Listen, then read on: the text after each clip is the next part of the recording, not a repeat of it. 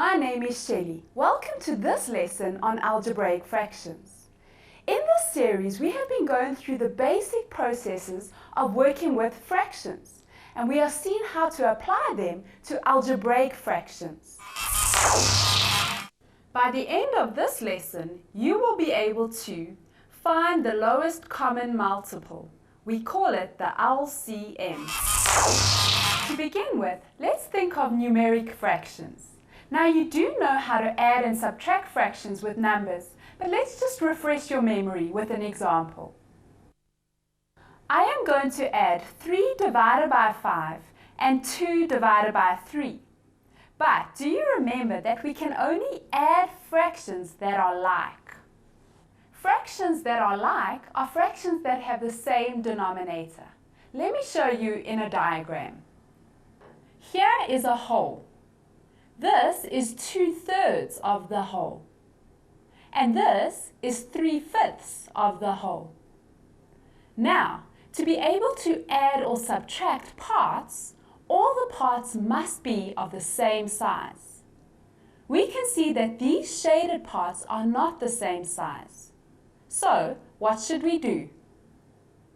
We must divide the whole into smaller parts so that we can add the shaded parts. But how do we know what size to make these smaller parts? You find that by looking at the two denominators. They tell you into how many parts the whole must be divided. We need to divide it into a number of parts into which both 5 and 3 can divide. And that number is 15. Of course, we could have also chosen 30 or 45. Because both 5 and 3 divide into these numbers as well. The numbers 15, 30, and 45 are called common multiples of 3 and 5. But it is convenient to choose the smallest common multiple, namely 15. Now we know that the whole must be divided into 15 parts of equal size. So let's take a look at this on our diagram. Here, the whole is divided into 15 equal parts. If we count, we see that 2/3 is equal to 10/15 of the whole, and 3/5 is equal to 9/15 of the whole. So let's write down what we have found out. 3/5 is equal to 9/15, and 2/3 is equal to 10/15. Now remember, we used 15 because it's the smallest number that both 3 and 5 divide into. It is called our lowest common multiple. And we abbreviate that to LCM. When we write the LCM in the denominator of a fraction, we call it the lowest common denominator. And we abbreviate that to LCD. What else can I say about the fractions? Do you remember that 3/5 and 9/15 are called equivalent fractions?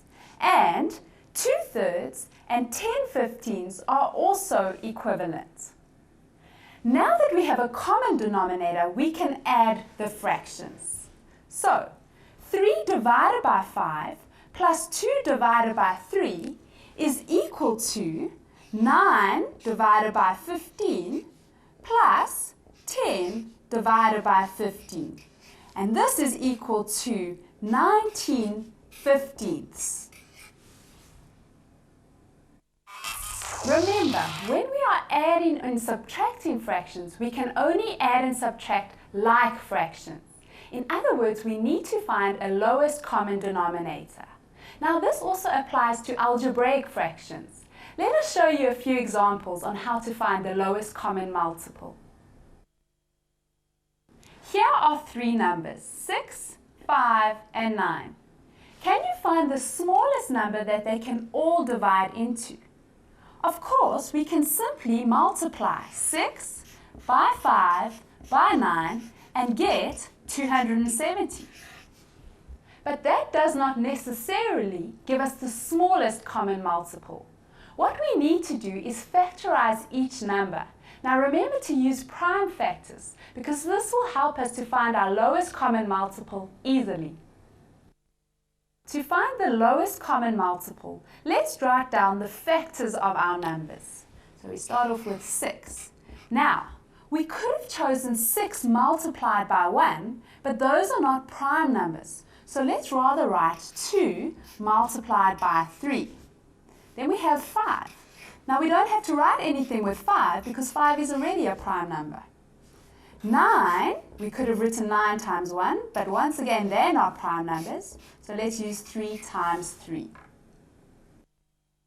Now we must choose the factors we are going to use to find our lowest common multiple. We must choose 2 and 3 and 5, and now we already have 1 3, but to make sure 9 divides into our number, we must include another 3. So we write 2 multiplied by 3 multiplied by 5 and our other 3 multiplied is equal to 90.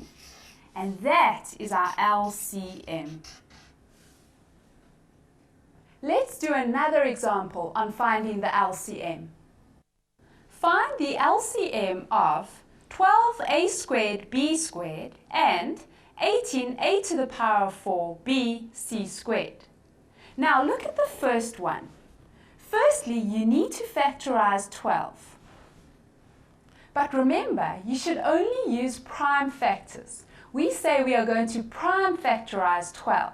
Now I want you to try this one on your own before I show you the answer. So have a pen and paper ready. Prime factorize 12a squared b squared. Think about it.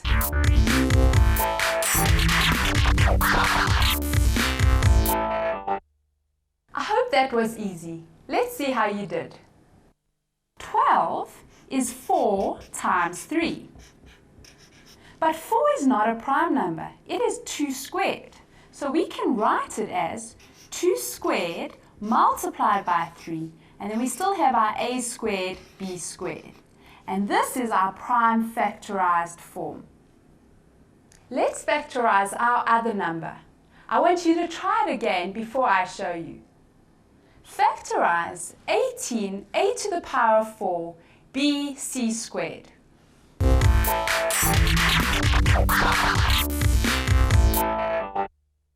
Are you done? Let us compare. 18 is 2 times by 3 squared, and it is still multiplied by a to the power of 4 bc squared. Now that we've factorized, we still need to choose from the factors to find our LCM. Here there are 5 different prime factors, namely 2, 3, a, b, and c. But to make provision for all the factors, we choose the highest power of each different factor. So we have 2 squared, 3 squared, a to the power of 4, b squared, and c squared. And we multiply these by each other and we get 36 a to the power of 4 b squared c squared. And this is our LCM. So now we've learned how to find the lowest common multiples of algebraic expressions. And now it's time for your task. Find the lowest common multiple of 15x squared y and 12xy squared. Now that you know how to find the lowest common multiple, join me for the next lesson where we will learn to do this with algebraic expressions containing terms.